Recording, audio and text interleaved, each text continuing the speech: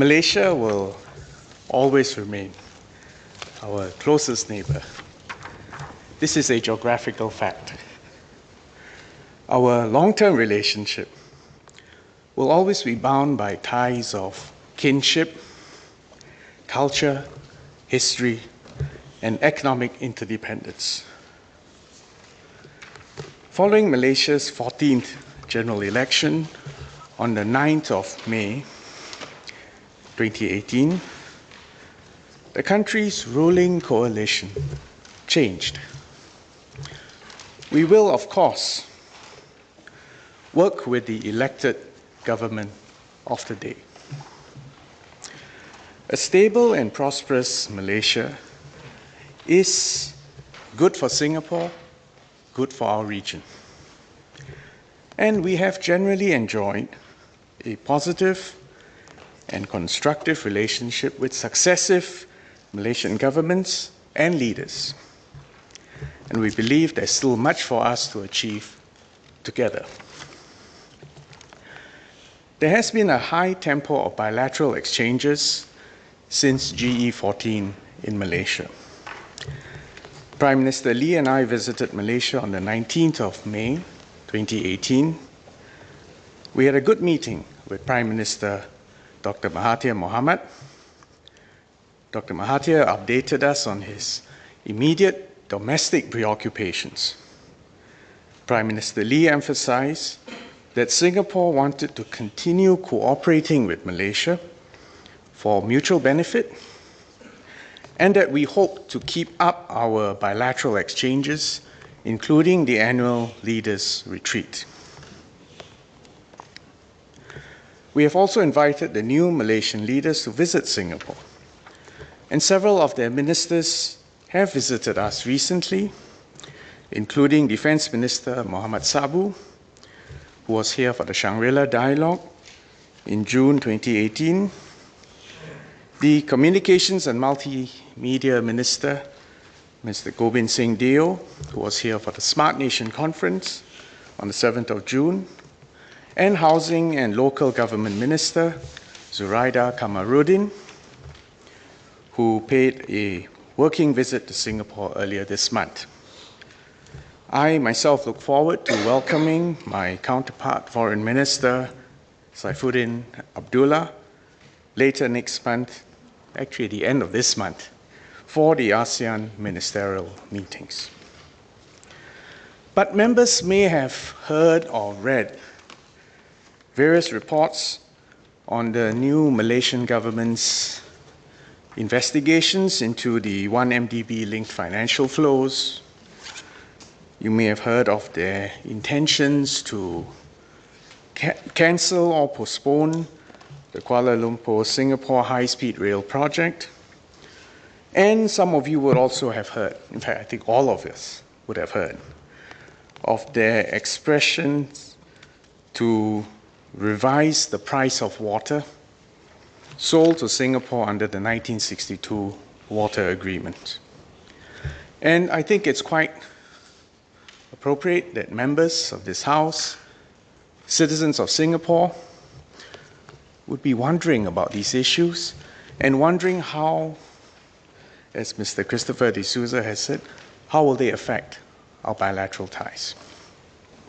Now, before I address the specific issues, I want to highlight three fundamental principles of Singapore's foreign policy that are especially salient for our relationship with Malaysia. First, upholding international law, respecting the sanctity of international agreements. This is a critical principle for a small state like Singapore. Our very existence as a sovereign, independent state is derived from the Separation Agreement of 1965. International agreements solemnly entered into by countries are sacrosanct, and they underpin the relationship between sovereign states. They make it possible for countries to coexist peacefully, to build trust, to work together, for the long-term good of our citizens, regardless of changes of government or circumstances. The alternative, in which countries can unilaterally revise or abandon terms of agreement, is manifestly a recipe for disaster. Second principle is that any disputes, and here I must add, you must expect in the nature of all relationships that from time to time disputes will arise. But the principle is that these disputes, if and when they arise, should be resolved in accordance with international law. The recent Pedra Branca cases are illustrative of this principle. The previous Malaysian government had requested the ICJ to revise its original 2008 judgment and separately to interpret the 2008 ICJ judgment. On the Singapore side, we were confident. We were confident of the correctness of the original 2008 ICJ judgment, and we were confident of our own case. We were fully prepared to argue our case at the ICJ. However, the new Malaysian government requested to discontinue their applications to the ICJ. We agreed. But the key point is that both sides followed due legal processes. We handled this issue in accordance with international law, and we put the matter to rest amicably, as it should be. Third principle is that we must uphold Singapore's reputation as a credible, trusted, and consistent partner, a country that fully abides by our international obligations. This reputation for Singapore developed over decades is crucial for our political and economic space. It's crucial for Singapore and Singaporeans. And all the more crucial because we are an international financial center. So these are three fundamental principles that undergird the way we conduct diplomacy and the way we deal with foreign policy issues as and when they arise. So with this in mind, let me turn to these three specific bilateral issues. First, 1MDB. Malaysia's investigations into this issue have intensified following their general election.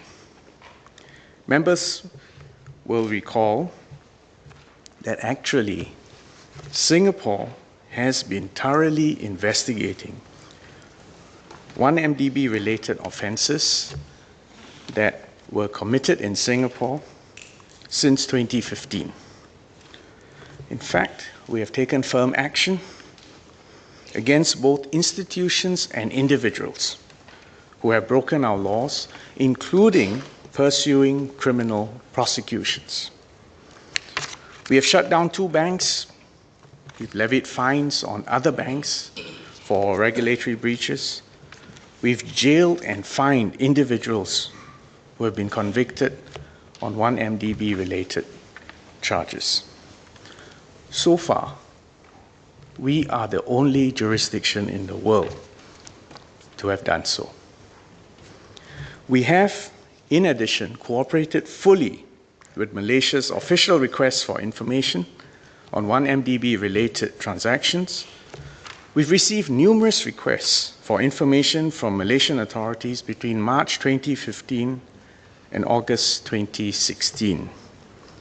We responded to each and every single request fully. We have also proactively provided the Malaysian authorities with additional information on 1MDB related fund flows on multiple occasions. In total, we provided 1MDB related information in over 30 exchanges with Malaysia during the period, as indeed was acknowledged by Malaysia. Further, since the change of government in Malaysia over the past couple of months, Singapore and Malaysian agencies have met on several occasions on 1MDB matters. And in fact, the Malaysian authorities have expressed their appreciation to Singapore for our cooperation.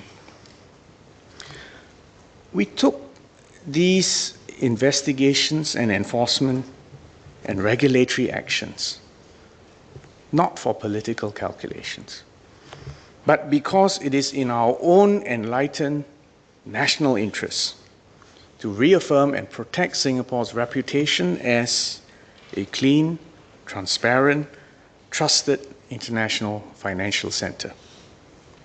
We do not tolerate the misuse of our financial system either as a refuge or a conduit for illicit funds. We will continue to assist the Malaysian government in its own investigations. And we have also informed the Malaysian government that it can avail itself of due legal processes through our courts to establish ownership and to recover any assets seized in Singapore that can be traced to 1MDB. Second, the high-speed rail. Members have asked several questions on this, and Minister for Transport, the Minister for National Development, and Minister of Finance will all address them in detail. But here I just want to emphasize that the crux of the issue is the sanctity of international law and international agreements. I'm heartened to note that the Malaysian Finance Minister, Mr. Lim Guan Eng, he made some comments on another project that his company had undertaken with a foreign commercial party. He said that should the foreign commercial party not adhere to the terms of the agreement within the specified period, his ministry, the Malaysian Ministry of Finance, would be entitled to take certain actions. To quote Mr. Lim, I quote him, he said, "I think we should look at agreements. We are bound by the agreement," unquote. So the point is, Minister Lim Guan Eng himself recognizes the importance of maintaining the sanctity of agreements. When Malaysia first proposed the HSR to Singapore in 2013, we studied the proposal carefully, all the more so because of its very large financial commitments. Subsequently, after due diligence and study, we agreed to pursue the HSR because we were convinced of its benefits to Singapore and Singaporeans. We signed the legally binding HSR bilateral agreement in 2016 in good faith.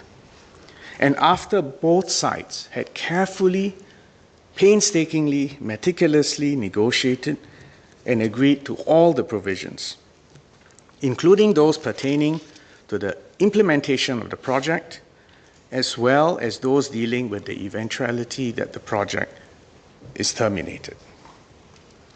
In recent weeks, however, members would have seen a range of news reports and quotes from Malaysian leaders about the Malaysian government's position on the HSR.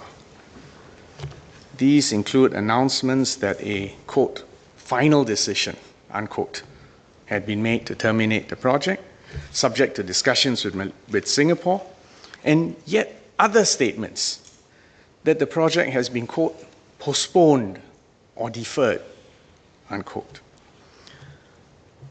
We have sent the Malaysian government a third-party note, TPN in diplomatic speak. This TPN requests clarification of Malaysia's position.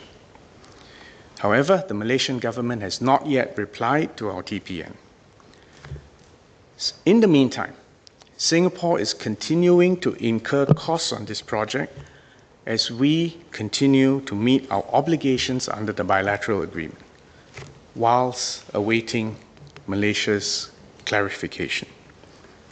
We look forward to a prompt official response to our TPN from the Malaysian government. Should Malaysia cause the HSR project to be terminated, we will deal with the question of compensation from Malaysia for costs incurred in accordance with the bilateral agreement and with international law. I'm sure members of this House will agree with me that the Singapore government has a duty to safeguard public funds by recovering these costs. This brings me to the third bilateral issue, the price of raw water imported by Singapore from Malaysia under the 1962 Water Agreement, a fundamental agreement.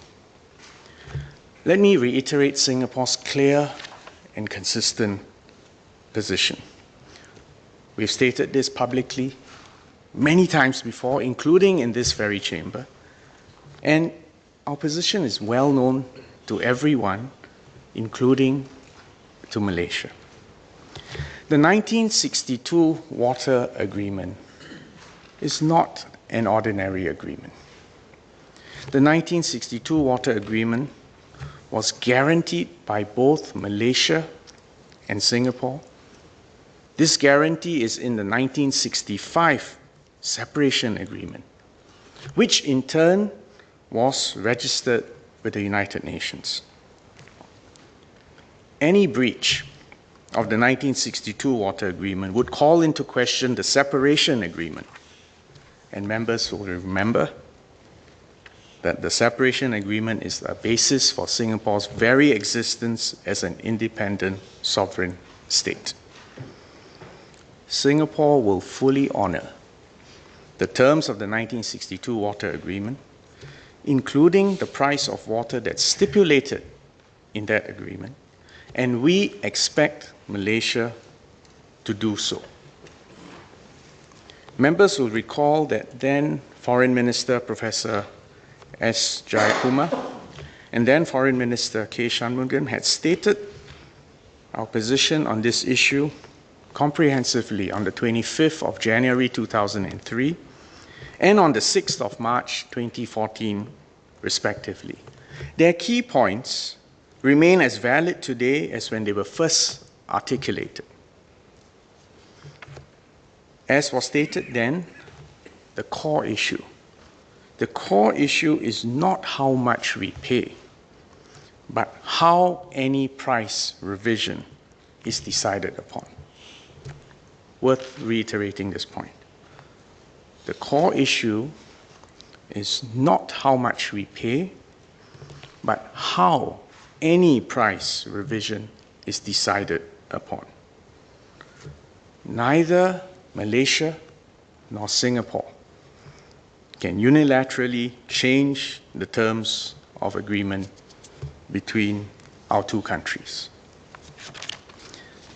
Malaysia lost its right to review the price of water under the 1962 Water Agreement in 1987. Again, this is not a new point. We have made this point publicly on multiple occasions. In fact, Malaysia has previously acknowledged that they themselves chose not to ask for a review in 1987 because they benefited. They benefited from the pricing arrangement under the 1962 Water Agreement. Johor currently buys treated water from Singapore at 50 Malaysian sen per 1,000 gallons. This price, and in fact even the volume, is provided for under the 1962 Water Agreement. Members of this House will know that 50 Malaysian sen per 1,000 ringgit is a fraction of the true cost of treating that water. Hence, in 2002, then Prime Minister Dr. Mahathir, in his first incarnation, said that Malaysia did not ask for a review when it was due, as Malaysia knew that any revision would also affect the price of treated water sold by Singapore to Malaysia. The then Johor State Assembly Speaker, Zainal Abidin Mohamed Zain, also said, and let me quote what he said. He said, there was no point in pressing for a review of the water price in 1986 because Johor was dependent on Singapore for its treated water supply. And Singapore would have also increased its price of treated water sold to Johor, unquote. The reason why I'm taking pains to recite all this to you is to make the point that Malaysia took a conscious decision not to review the price when they had the opportunity to do so. And this is why, in fact, even to this day, Johor buys more treated water than it is entitled to strictly under the 1962 Water Agreement. These additional supplies of treated water that we have been selling to Johor at Johor's request and sold at the same rate stipulated by the 1962 Water Agreement. This sale is made on a goodwill basis and without prejudice to our rights under the 1962 Water Agreement. In addition, if in 1987 Malaysia had exercised the right to review the price of water, Singapore would have made quite different investment decisions on developing the Johor River and its water catchment areas. One example of this is the Lingyu Reservoir. In 1990, the PUB and Johor signed an agreement to construct the Lingyu Dam to increase the yield of the Johor River in order to enable reliable abstraction of PUB's full entitlement of 250 million gallons per day. Johor owns the Lingyu Dam, but Singapore paid for its construction and continues to pay for its operation. These sums incurred are on top of the Malaysian ringgit 320 million that we paid to Johor in 1990 as compensation for the land that's used by the Lingyu Reservoir project and for the potential loss of revenue from logging activities, and as a one-time payment for the lease of that land for the remaining tenure of the 1962 Water Agreement. Mr. Speaker, sir, Singapore and Malaysia will always be closely intertwined and interdependent. We are committed to engaging and cooperating with the new Malaysian government. But we must work with each other on the basis that both sides will fully respect the sanctity of international agreements and that any disputes will be resolved peacefully in accordance with international law. Provided this condition is met, I'm confident that our bilateral relations will prosper for the mutual benefit of the citizens of both countries. Thank you.